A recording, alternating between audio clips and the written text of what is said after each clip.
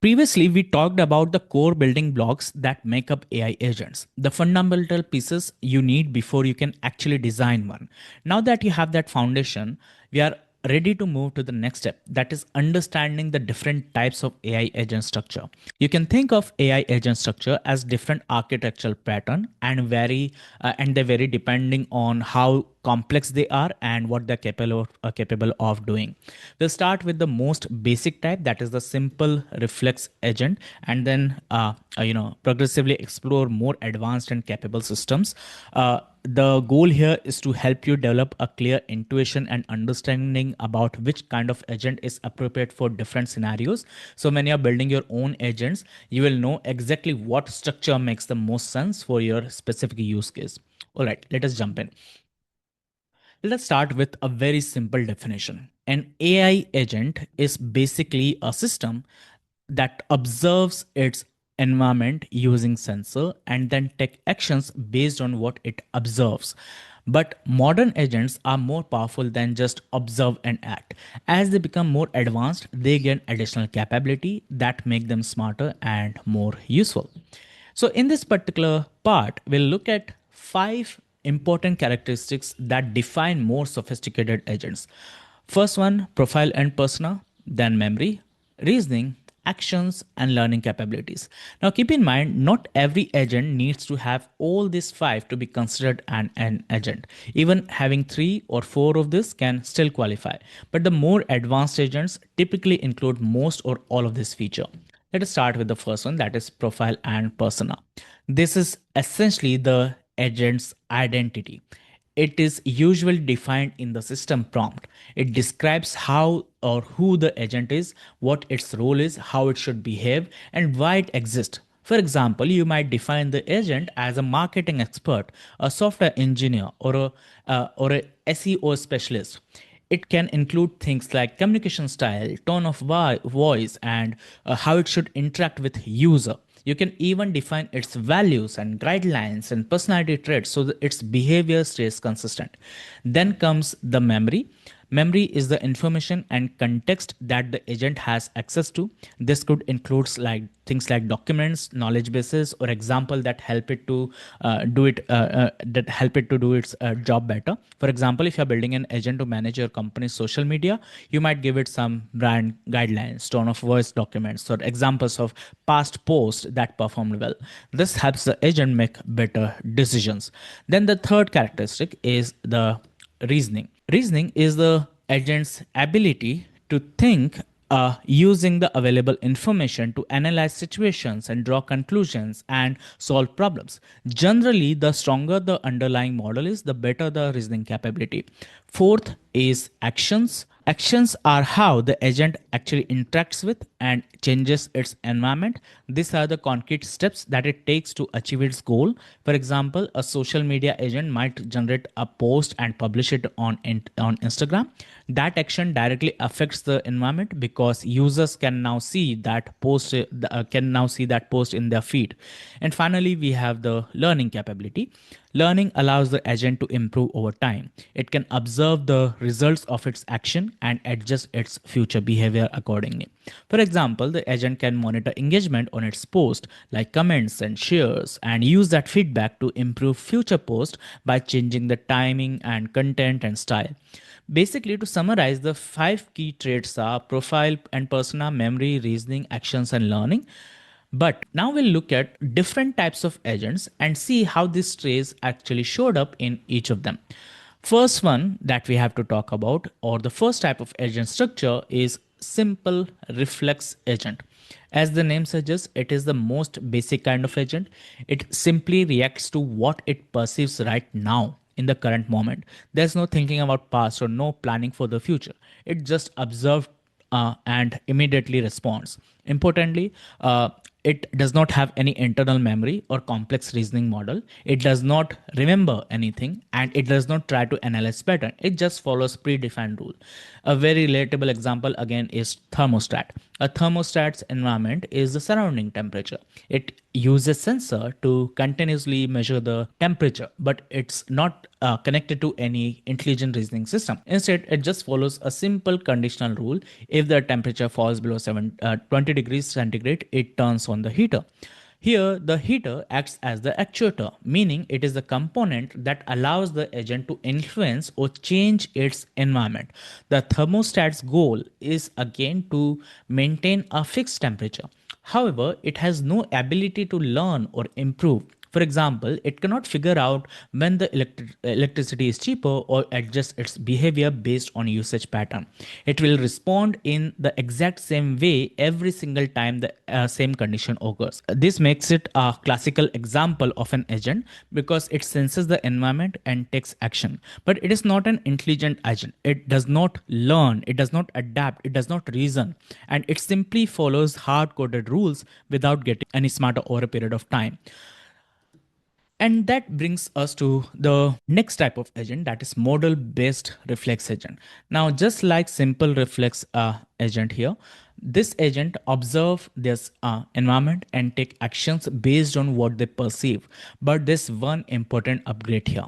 Unlike simple reflex agents, model based reflex agents have memory.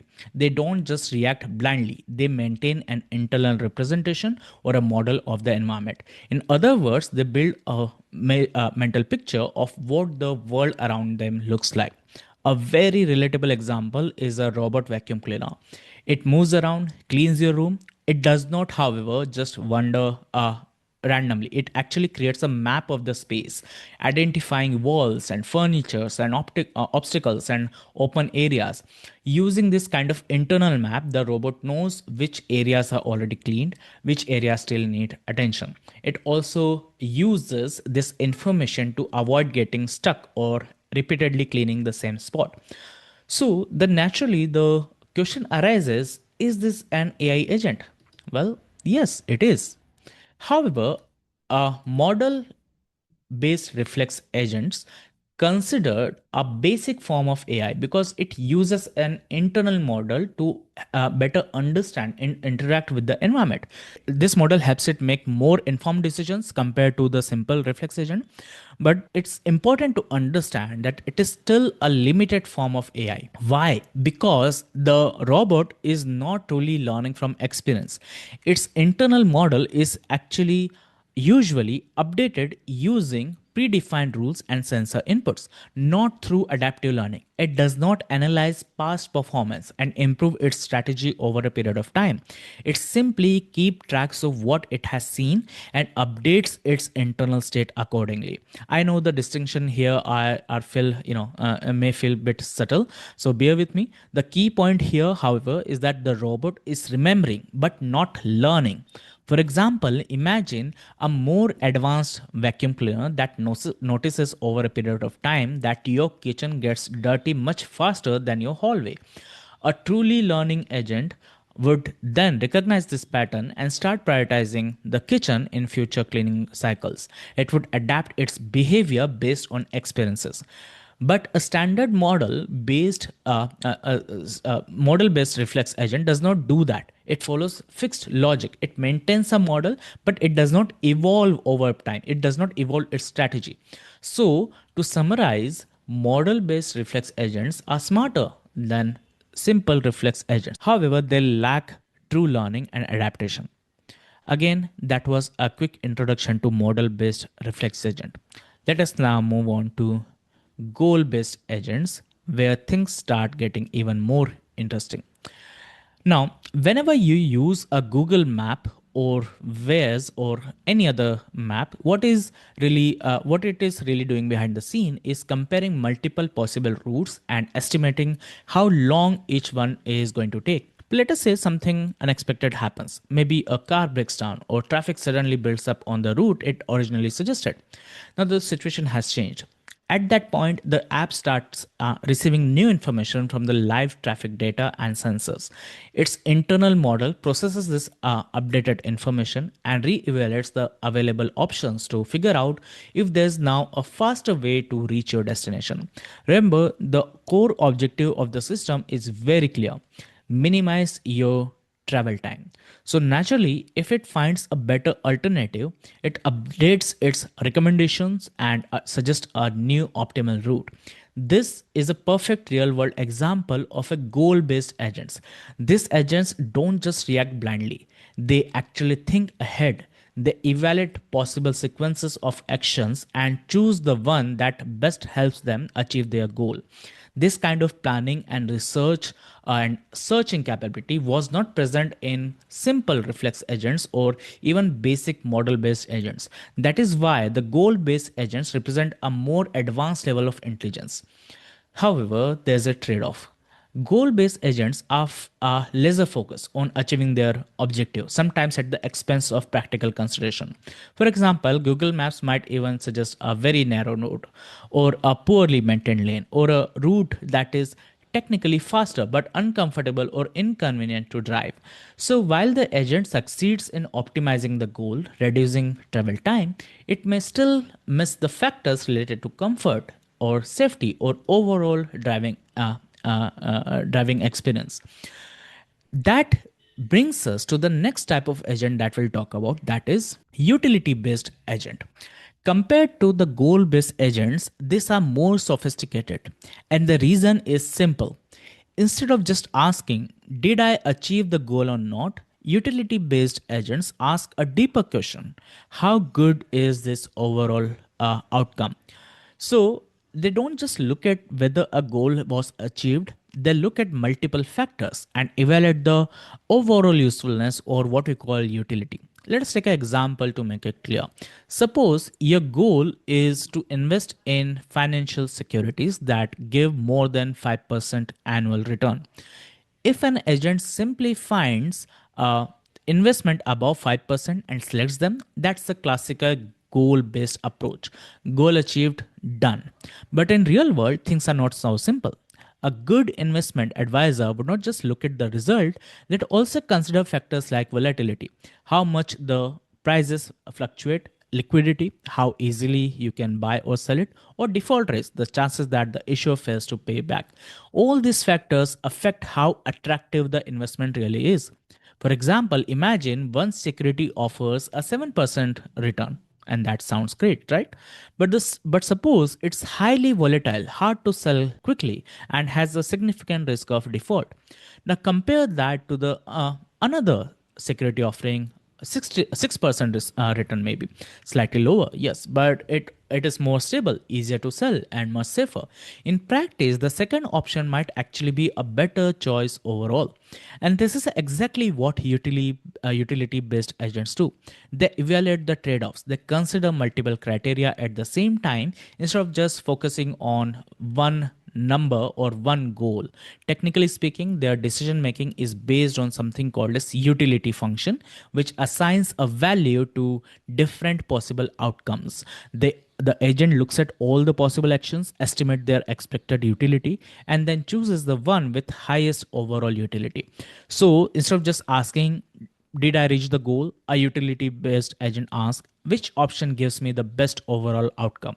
And that is what makes them much more practical and powerful for real world decision making. Learning agents can do everything goal based and based agents can do. But what really sets them apart is their ability to learn from experiences.